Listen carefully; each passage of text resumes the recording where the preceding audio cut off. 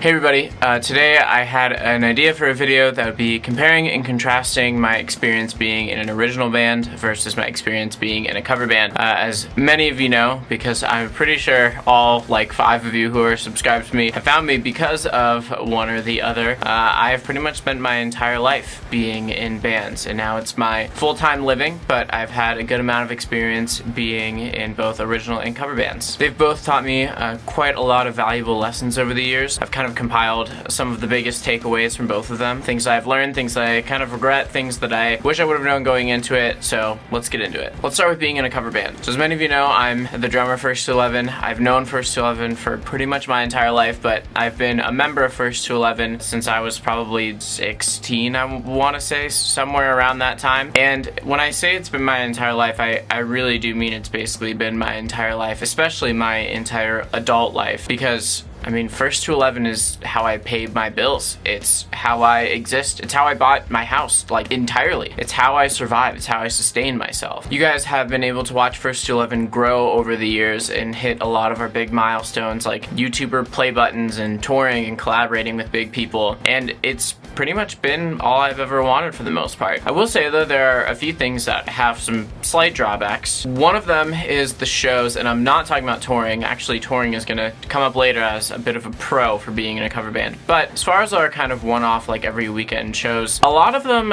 to be honest, it's just a little disheartening because, you know, people aren't necessarily there for us. Most of the time, we're playing weddings or corporate gigs. The obvious benefit to this is that we get paid really well. And to be honest, that's, for what we do, a little bit more important. But I never will forget the time that we played a corporate show for the Shell company, like gas, Shell. But Shell also makes like lots of like plastics, and they have a lot of like chemical engineers there or whatever. So they had an end of the year company picnic, and they invited First to 11 to come play for 4 hours, which is pretty typical for a cover band. And I will also say another potentially slight drawback: you are generally kind of expected to just play for 4 hours most of the time. That's kind of the standard amount of time. It's not 4 hours straight, but 4 hours nonetheless. We played for Shell, and there were, I don't know, at any given moment, maybe 10 or 15 people that were there in front of the stage. Most of them were just sitting pretty far back at like a picnic table eating lunch. They weren't really there for us, and it's kind of the role you accept being in a cover band. People are generally there to do something else, and you are the background entertainment. The funny thing is, Shell paid us like $10,000 to play that show, which is crazy, and I'm sure if anybody is watching this that's in an original band, that might sound completely made up and fake to you, but it's just true. There's a lot of people that are willing to pay big money for weddings or corporate shows. You just kind of have to be ready to not be the focus of the event. This might seem a little disheartening, but I would say the pro to take away from this is that we only played that show because we wanted to. Being in a cover band gives you a lot of autonomy, and it's a lot of autonomy that I think a lot of people in original bands wish that they had, because it's a little bit rare in the music industry to be very successful and then still kind of maintain the rights to be your own boss, which is a major upside of being in a cover band. We definitely run a pretty tight-knit operation here, but the benefit is that everybody's very aware of where cash is coming in and going out. People understand who we're gonna go get to work with, and they have choice in who we get to go work with. People understand the expectations of what they're supposed to be putting out content-wise at the studio. It's kind of one of the major benefits or similarities to having like a normal job, is that you have expectations, and that might sound like a bit of a con, but to be honest, it's kind of just what makes the ship run. We have full choice over what covers we get to put on our YouTube channel. When it comes to our birthdays, everybody just gets to choose a fun, kind of like non-vetoable cover, which is really awesome that we just have the choice to do that. Whenever we tour, we are allowed to choose what openers we want, and sometimes we've worked with agencies that have made very, very strong suggestions about who we need to work with, and we don't necessarily have to do that if we don't want to. We also get to decide things like what our work schedule is going to be like, and we get to decide how much we're going to pay ourselves. There is a bit of a question that I ask myself sometimes, though, as silly as it might sound. I just sometimes wonder how long it's appropriate to be in a cover band. And I know that sounds weird because I'm not even 24 years old. I, for the most part, am just kind of starting my career to some people. And if something is working and you're happy doing it and it's getting you places, why would you ever stop? But in the interest of transparency, I mean, I've thought about that. I've kind of entertained that question. I've thought about what does my future look like? How long do most people stick around in cover bands on the internet? Is it gonna become weird at some point? By the way, I think I am very, very far away from that ever being like a necessary discussion, but I do think about it sometimes. There's kind of a tug of war of understanding what the legacy is for a cover band, because most of the time it's just the events that you played, and for us, our digital footprint is much, much larger than that. I mean, I'm very grateful that my kids will have the ability to see my work that I've done since I was like in high school. That's a really, really unique thing that I wouldn't really trade anything for. There is also a part of me that would kind of yearn for something that's a little bit more original and uniquely me. But the hard thing is that I'm not gonna bite the hand that feeds, that has literally given me everything. And I love stability. It's kind of like one of the main pillars of having a Jewish father, is that you choose stability pretty much over everything else. Now on the flip side though, let's transition to talking about original bands. Many of you also know that I'm in an original band called Concrete Castles. Concrete Castles has probably been one of the most financially detrimental decisions in my life. It's cost me well over $10,000 just to keep that ship running, like from the personal bank of Sam Gilman, for things like travel expenses and gear and recording sessions. The return?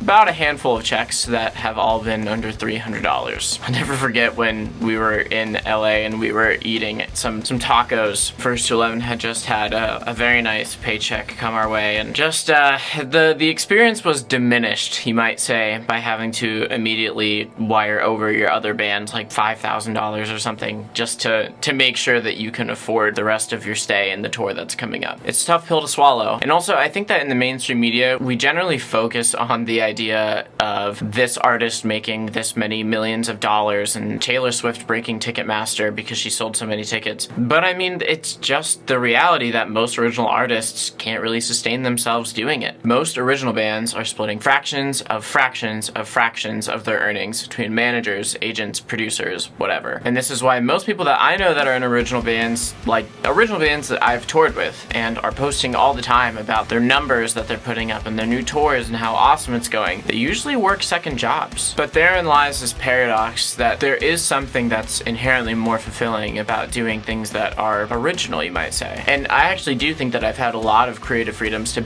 basically do whatever I want creatively, being in a cover band. I just can't necessarily say that it's the exact same as putting out original music. Having fans come to your shows that sing lyrics that you've written, or like melodies that you've sang or written, or tell you that the music that you've written has kind of impacted them in some way, is just different. I'm not saying it's better or worse. It's just different. The networking is also very, very special. Networking being in an original band has kind of opened up a lot of doors for me. Or at least it's introduced me to a lot of people that make things happen in the music industry. There's also some stories that I kind of fawn over of like Anthony Green, one of my heroes, running out on stage to fix a cymbal of mine that had fallen. And I mean, he did not have to even watch my band when we were opening up for them, let alone come out on stage and help me when something went wrong. Then there's also more legitimate stories of meeting people like John Lundeen, who's pretty much solely responsible for the second Concrete Castles record. John's actually had a really big hand in writing some of my favorite records and has shown me so many amazing, just valuable life lessons about being in the music industry. And I really wouldn't trade that for almost anything. I really, really enjoyed the networking opportunities when I was doing more original music. Touring as an original band is a little bit of a different story. It's pretty rough, to be honest. As great as those Instagram pictures might seem, it can be pretty rough. You don't always know how long you're going to be playing that night, or if your set's going to get cut short, or if your time's going to be moving around. You're pretty much just at the mercy of whenever the other band is going to be loading in or loading out, when you can get your stuff on, if you're allowed to even sound check. You don't have any crew. I mean, it's just you doing it pretty much on your own. If you do have crew, that's great, but that means that you are really losing money.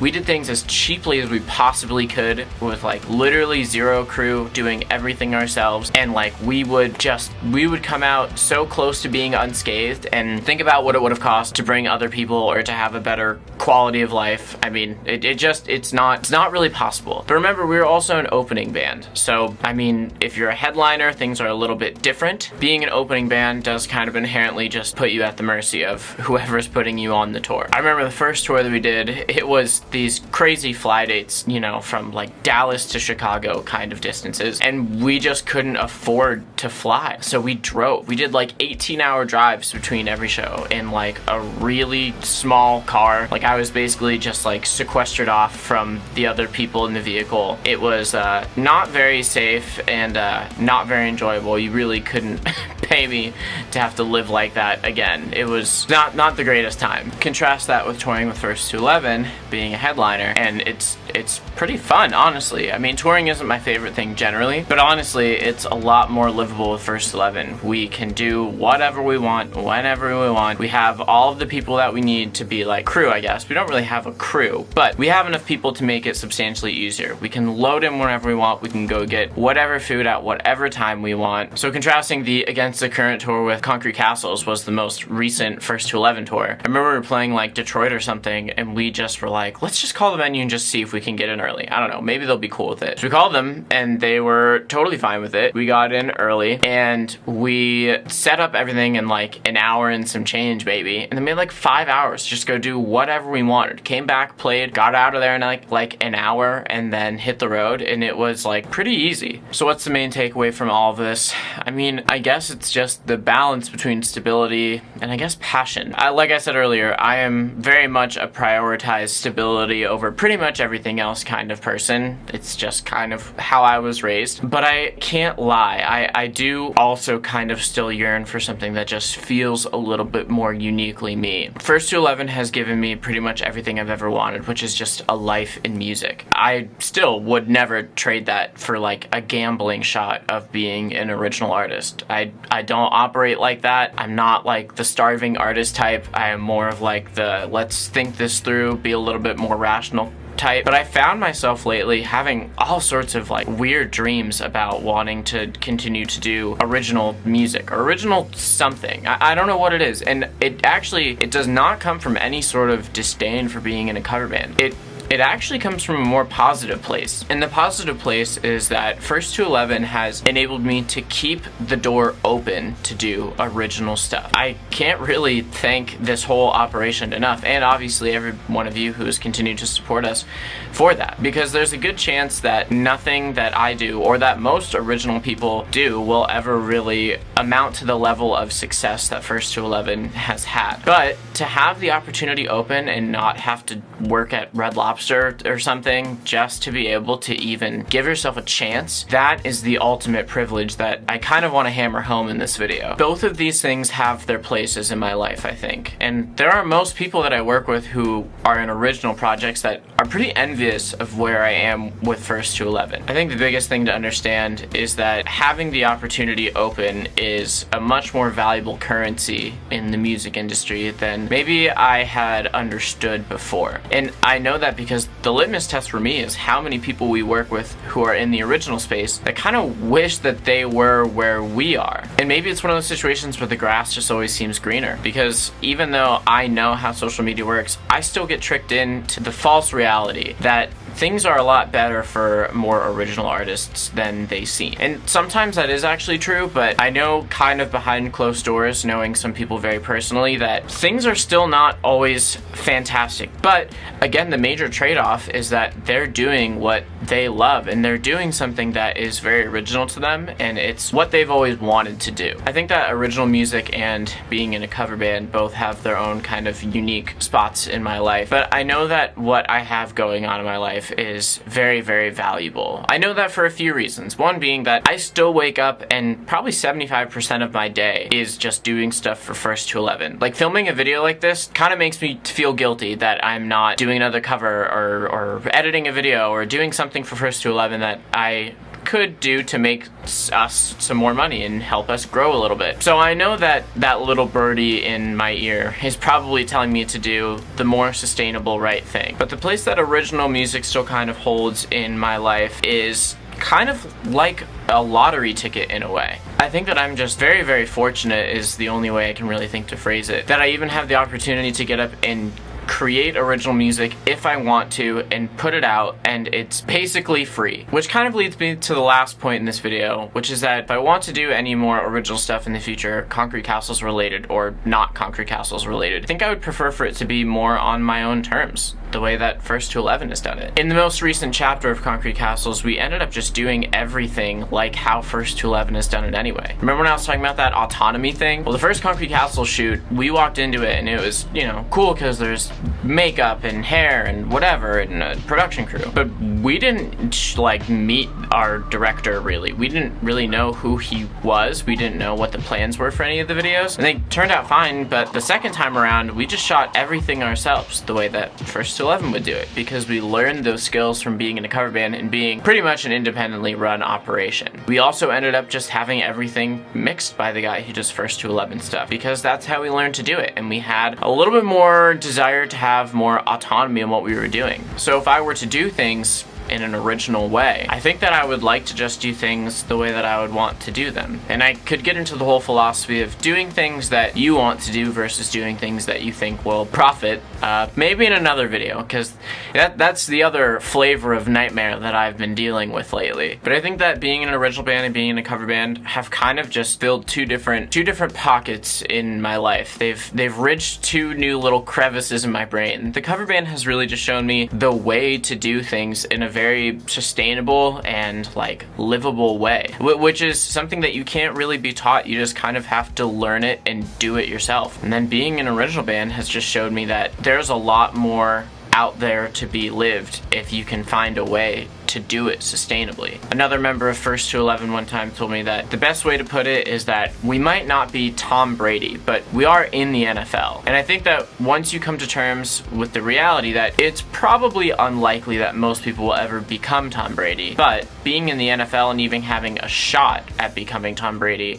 is a pretty amazing, like, Willy Wonka golden ticket moment. You can start to understand how these two things really hold hands together. So at the end of the day, I'm grateful for both opportunities. Not to beat a dead horse, but the cover band has just planted me and given me stability, which was my first major goal in life, I guess. And then being an original band has just shown me that there's still a game to be played. There's still a lottery ticket to be scratched off. And I think I am very, very lucky to have had people along the way, mentors, friends, teachers, who have shown me the nice way and the hard way how to make this kind of operation work. So hopefully I can, you know, use my last 2 brain cells and actually make it work. And of course, I thank you all who are watching for giving me the opportunity to even do these things. To have one successful band is pretty rare, and to potentially have the chance of having 2 successful artistic projects is a better way to say it. Is I mean, that is like a truly 1 in a million thing. So thank you all so much for watching and supporting. And here's to a lifetime of covers and also hopefully originals.